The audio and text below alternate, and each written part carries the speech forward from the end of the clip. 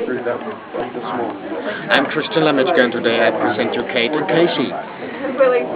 Country music has many new fans in Europe who might be hearing about you for the first time. Right. So how would you describe yourself and the music you are playing? Right. Well, we're Kate and Kacey, and we're identical twins.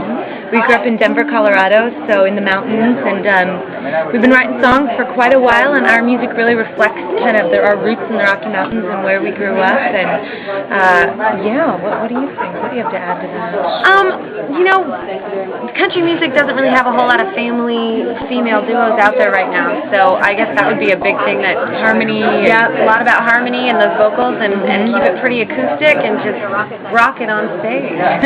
So, do you have any interesting stories about how fans have been affected by your music? Oh, you know, it's been such a cool journey this past year. To meet everybody on the road and meet fans, and for the first time to look out and see someone singing along to your song. It's one of those moments that, as an artist, you're just blown away. And our only hope is that the songs that Kacey and I write about our lives, somebody else can relate to it, and they do. We hear stories about, you know, songs that help people get through a tough time or a heartbreak, or even to help them be excited about a brand new love or something. Yeah, you write about what your experiences are, and we're 26 years old, just trying to figure out what we're going to do with our lives, and that's kind of the stage that we're in right now, that hopefully we can relate to with the women out there and the men out there. Just there's infinite possibilities, and that can be scary, that can be exciting, and hopefully hopeful in the end. So who do you look up musically, and how deep do your musical roots run? Very deep. we grew up in a really musical family, and we grew up listening to every kind of music you can think of. But, you know, we really admire those performers that are true entertainers, like a Garth Brooks or Reba McEntire or Dolly Parton, who really they're there to entertain the crowd and put on a good show and sing songs that'll make you laugh and make you cry. What do you think? Growing up, we listened to the one she just mentioned, but we also listened to a lot of Frank Sinatra and Motown and Fleetwood Mac and the Eagles. And so, you know, Frank Sinatra knew how to deliver a song. He didn't necessarily write them. So we learned that from him, and then Fleetwood Mac, they just have amazing harmonies, and they wrote amazing songs. So. Okay. So, what do you think about today's country music versus its roots, and where do you see it going in the future? Let me start. I think country music is about traditions and storytelling and being honest and truthful, and that is where country music will always be.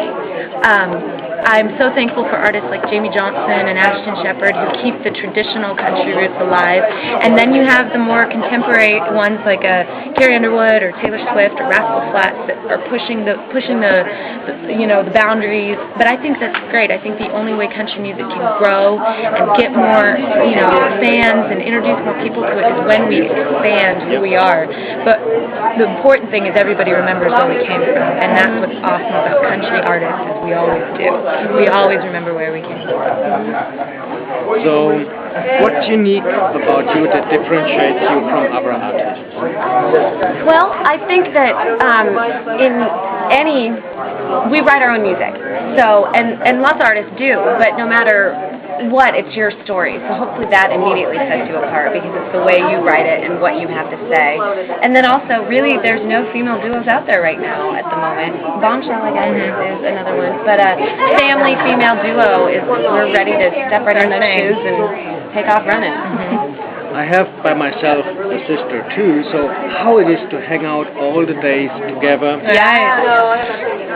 I think us being family, and we grew up together, sharing a room, sharing bunk beds, whatever. It's kind of like being on a tour bus in the bunk beds, and I think that's what keeps us together and happy, because we have a bond. The band's never going to break up. It is what it is. And it can be lonely out there on the road, but we have each other. And for all the scary times or the unknown times, or the times you just have to walk into a room and win over a room full of people judging you and stuff, we have each other to lean on, and that's really important. So. We like being on the road together. Okay. Yeah. So are you doing anything to take country music beyond its current borders, or are you happy right now? That's a good question. Yeah, I think I'm happy where country music is. It's never been more open to all types of country, whether it's traditional, whether it's a little more contemporary, whether it's more rock and roll. I mean, Kid Rock's being played on country music. You know, it's a very open genre. Because you can find whichever one works for you too. Yet, I think hopefully we're pulling new fans from the pop world that might still want some of those. A lot of the rock writers are now writing country too, because the pop world is so beat, it's urban, it's hip hop driven. There's not a whole lot of those bands that have those just great melodies and great hooks, you know, and the country still has that. Definitely. So it's in a great place right now, and it's obviously going to grow, but it's a really fun place to be. So what private hopes and desires do you have? Private? Yeah. Well, musically, our single's going to radio in April, and we just really, you know, hope to be successful and hope to start touring a little more and just get out there and meet everybody that we can. And well, you know, we love to tell our stories, but we love to hear everyone else's stories too.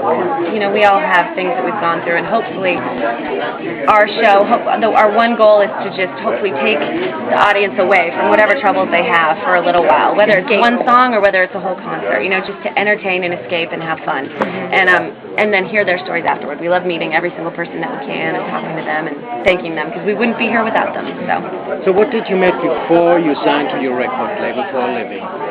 What did we do? Yeah. We signed a publishing deal about 3 years ago. So when we moved to Nashville, we were writing songs, and we met a publishing company that believed in us, and so they were paying us to write songs every day, which was amazing. So we've had a bunch of different jobs. We've worked as hostesses at a bar, a sports bar, and we've worked with kids with music and made a living that way. And it's been a road. But when we started getting paid to write songs and do what we love, that was a great moment. So where can fans find out more information about you? Do you have your own website, and what can fans find there? We have a website. It's kateandkacey.com, KateandKacey.com, and then also our MySpace page, which is the same, myspace.com/KateandKacey, and that has music on it, our singles on it, our tour schedule is on it. Everywhere will be everything. You can write us an email. Yeah, we'll say hey. Yeah. So we come to the last question. Any good road stories you can share? Any good road stories? You know, we were down in Daytona for the NASCAR race a couple of weeks ago in February. We got to sing the national anthem, and you live on the tour bus for like 5 days inside the racetrack. So you know. First of all, on the way down, 2 of our buses broke down. So we had to get another bus come pick us up. Then that bus broke down. We had to get another bus come pick us up. We finally make it to Daytona, and everybody showers on the bus, and you know, you're living there. So right before the race that we're supposed to sing at on national television, we go to turn on the shower to take a shower and get all pretty. No water. Ran out of water. Completely out. We couldn't even barely brush our teeth without a water bottle. Yeah. And so it was so funny. We were freaking out because we're girls and our hair, but we made it happen. We did. And then we got to ride in the pace car around the track at like 150 miles an hour. So that made it all worth it. It was a great experience. And our hair was windblown anyway, so it didn't matter what it looked like. So thanks for the interview. Thank you so much. Thanks for having us.